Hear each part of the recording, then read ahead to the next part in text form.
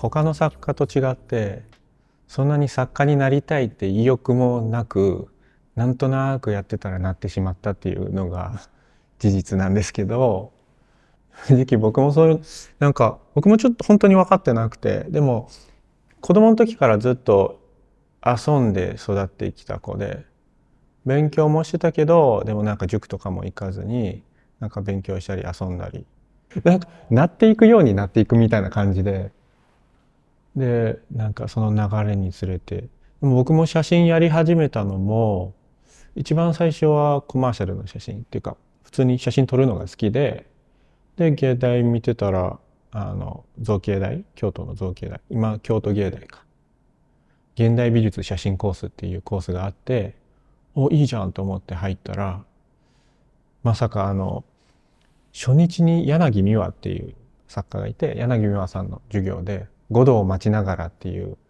劇の脚本を渡されて、今日から丸暗記って言われて、写真の授業じゃなかったっけと思って入っていったら、まさかの現代アートの専門のコースだったっていう。でそこで初めて現代アートっていうものの存在を知って、で、すごい面白くてハマったって感じですね。僕が一番最初好きだ、普通に写真撮ってて商業とかやろうと思ってたそういう写真と違って、現代アートってどっちかというと意味わからないものがいっぱいあって、でちょっとざっくり言うと、わからないものを提示してるっていうか、そういう感じがすごく僕の中で衝撃的で、商業の写真って分かりやすくイメージとか情報を伝えているんですけど、どっちかというとアートの方は分かりやすいものを全部取って分からないものをコアとして出している、そういうアプローチがすごく面白くて、でそれでハマってしまいました。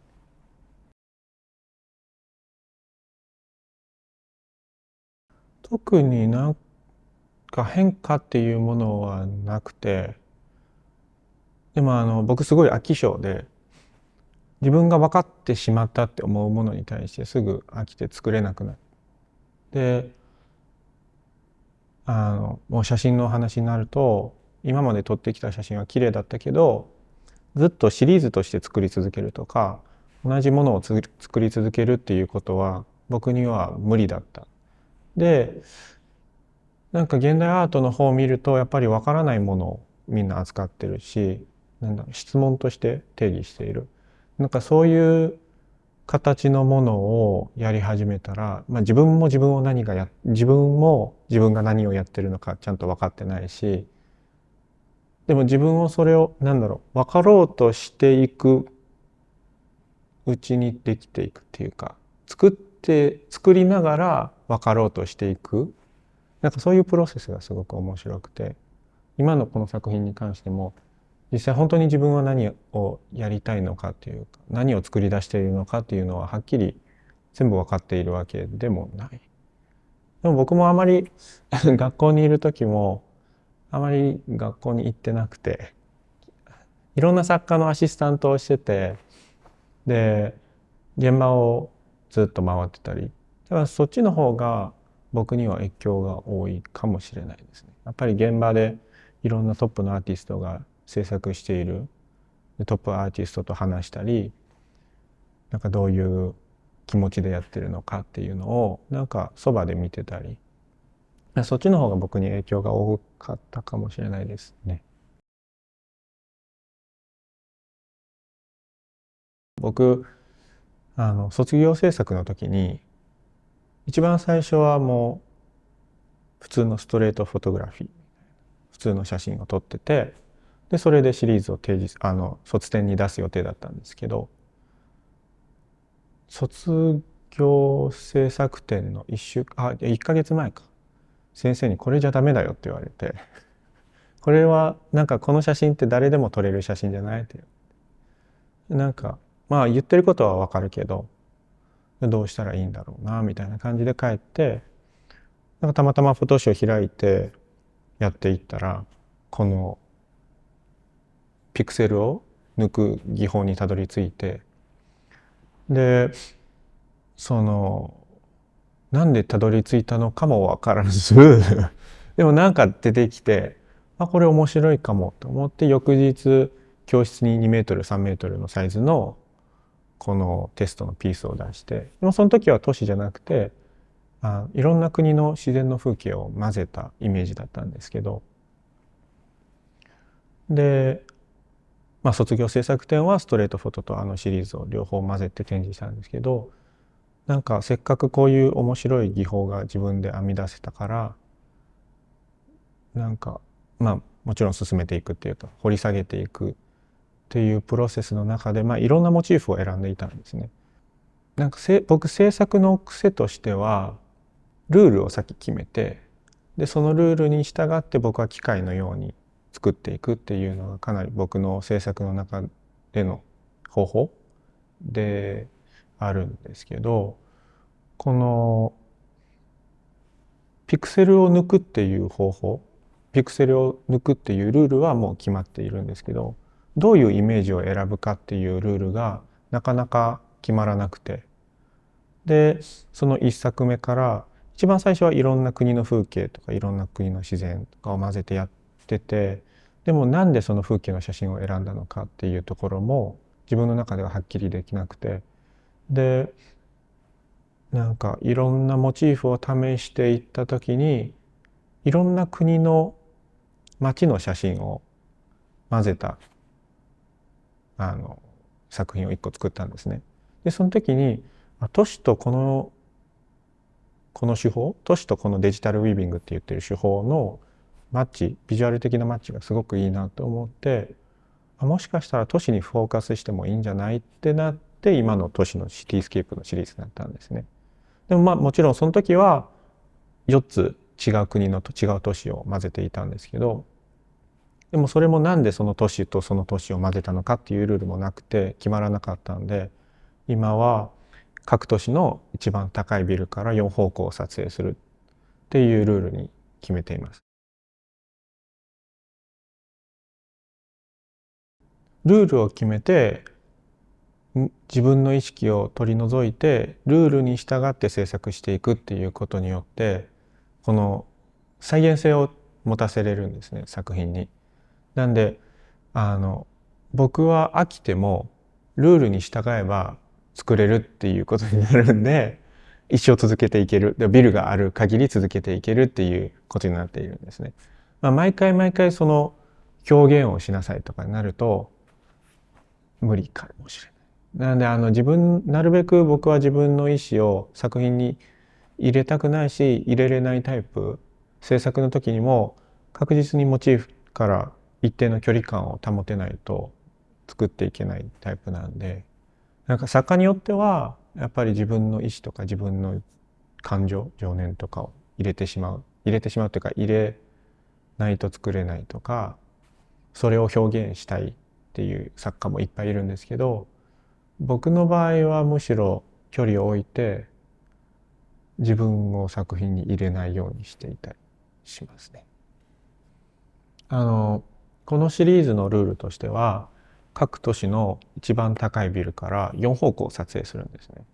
でその4方向を撮影した写真4枚を重ねるんで、特に何枚も撮って選ぶっていうよりかはもう現場でこっからここ、こっからここ、こっからここってちゃんと分けて4枚で重ね合わせているんです。でなんでこの5メートルの作品に関してはこの左の部分と右の部分が重複している部分をよく出てくるんですけど、360度が1枚のイメージに収まるっていう方法になっています。ルールになっています。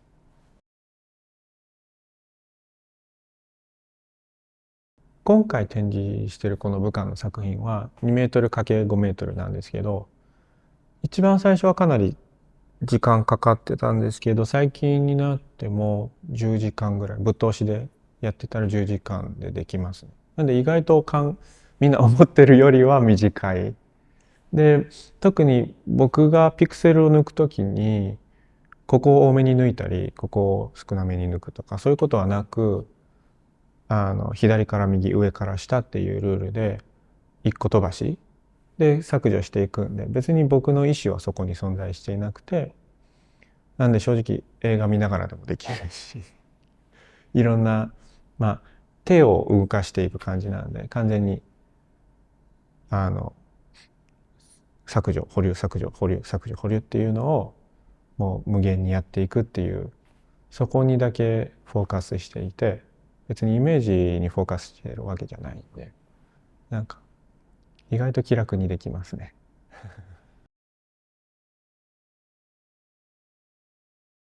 観光客が行ける一番高い展望台に行ってるんです。変に誰でも行けない一番高いとこっていう行くよりかは、観光客が行ける誰でも見れるその風景の方に行っています。なんかちょっと話ずれるかもしれないんですけど、ドローンっていろんなとこで航空写真っていうのを撮れるんですけど、なんかそれは今まで見れなかった角度、見れなかった風景だから面白いって思うのがすごい多いんですけど、なんか誰でも行けるっていうとこじゃなかったらそういう効果も出てしまうかもしれないっていうのを思っていて、なんであえて観光客誰でも行ける誰でもアクセスできるその風景を使いたいと思って、観光客が行ける一番高い展望台を選んでいます。都市を選ぶ時も別に僕はここで過ごしてたからとか、僕は中国生まれたから今回武漢を取ったとか、中国の都市にフォーカスしてるっていうわけではなく、世界中の都市を回って取っているんで、特にこの都市とかなんでこの都市を選んだっていうのは特にないですね。基本的に網羅していきたい感じなんで。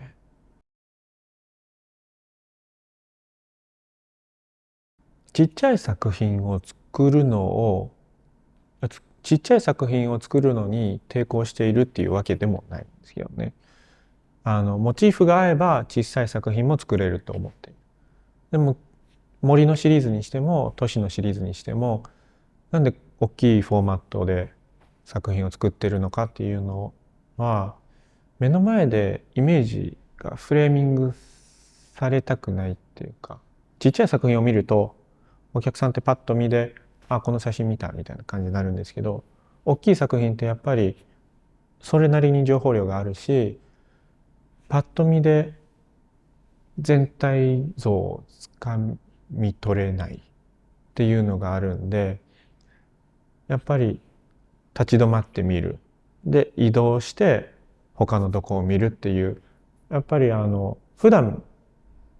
僕たちの視覚体験に近い体験をその森のシリーズと都市のシリーズに持たせたくて、なんで目の前でフレーミングできない大きさ、身体を超えるスケール、それを展示スペースでもう一回体験してほしい。そんな感じで大きいのを作っています。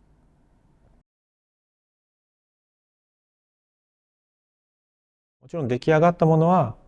あ、こうなったかっていうのは毎回あります。っていうのはやっぱりその画像の組み合わせと毎回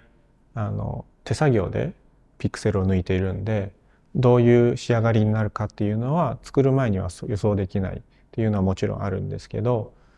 でこうなったかっていう出来上がったこの最終の画像って、僕が僕の考えの中ではもしかしたら僕たちがその高層ビルの展望台から見た風景にあの普通の写真よりもっと近いんじゃないかなって思うんですね。っていうのは、展望台の上で風景を見るときには、ここにあのビルがあった、ここにあの建物があったとか、山があったり、そういうのはその上ですごい分かりやすく認識できるんですけど、一周360度見て降りてきて、でもう一度その展望台から見た風景を思い出すと、はっきりとこの角度にこのものがあった、この角度にあの建物があったっていうそういうイメージよりかは、その一周見た風景が混ざり込んで一枚のイメージになっている。それがその展望台から見た風景として脳内に蓄積されている。僕はそういう考えてみて、この作品を見てみると、最も僕たちが展望台の上で見た風景に近いイメージはこれかもしれないなって時々思ったりしますね。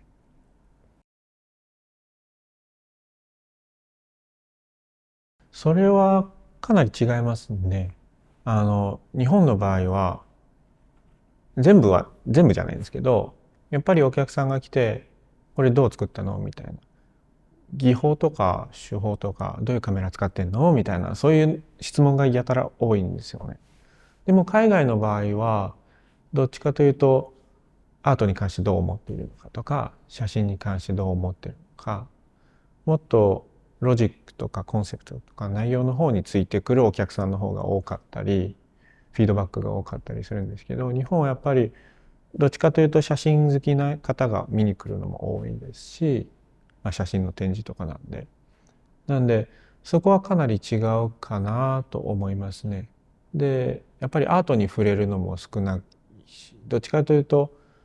写真の方にがっつり触れてるっていうのは多いかなと思います、日本の場合は。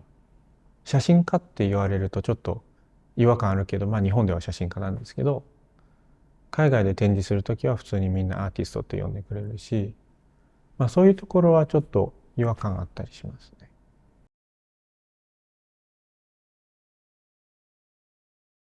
そんなに僕は影響を受けてるっていうのは思っていなくて、でも時々その人の影響あるかもしれないねって言われる時もあるんですけど、でも僕が今作家活動と並行にコマーシャルの仕事、あの展示とか美術作品の記録写真を撮ったり、そういうクライアントワークをしながら制作を両方やっているっていうのは、一つはもうバランスかな。ずっと制作しててもどうしたらいいかわからない時期が来たり、何を作ったらいいかわかんないっていうタイミングも来るんですけど、その時は仕事したらいいし、ちょっと息抜きみたいな感じで、時々ずっと仕事してて、なんか今月仕事ないなみたいな時に制作に戻ったり、なんか行き来している感じで両方バランス取れている感じもありますね。あとすごい現実的な問題で、でかい作品作るのにすごいお金がかかる。保管もそうですし制作もそうですし、基本大きくするともう規格外のサイズを作るんですごい高くなるから制作費も必要で仕事をしているっていうのもありますね。あとはもう単純に仕事が好きっていう。あまり仕事を仕事として考えてないのかもしれない。楽しく、やってるかな。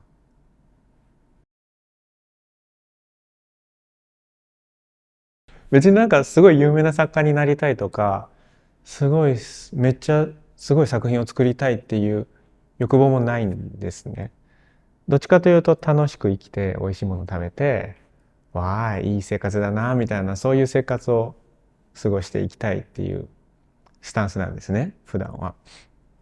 で、なんで今後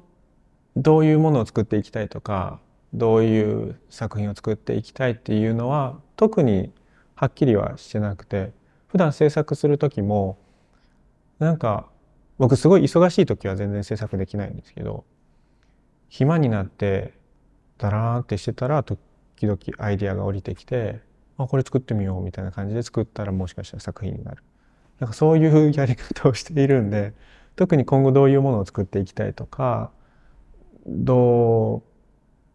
どういう作家になりたいとかは特にないですね。なんか別に写真じゃなくてもいいと思うんですよね。以前富士吉田で展示した布の作品も完全に写真は使ってなくて布のインスタレーションをしたりで、映像も音もあの作品っていうか扱ってるモチーフによってどういうメディアが合うのかなって考えた時に別に写真に執着があるわけでもない。でもただ今が扱ってるモチーフは今扱ってるテーマ、写真の方が合ってるなと思って写真を使ってる感じで、最近自分の過去作を見ていくと、なんか写真は好きだけど写真の作品っていうよりかはアウトプットが写真なだけで、制作のプロセスを考えると身体性っていうか、僕制作の時によく身体性っていう言葉を使うんですけど、パフォーミングアーツ、そっちの方に近い気もしたりするんですね。連続50何時間歩いてその記録を写真で記録していくとか、あとこれもピクセルを全部手作業で抜いていくとか、なんかアウトプットが写真なだけでプロセスは写真っぽくない感じするんです。でなんかそこをもうちょっとはっきりしていこうかなっていうのは最近思っているところですね。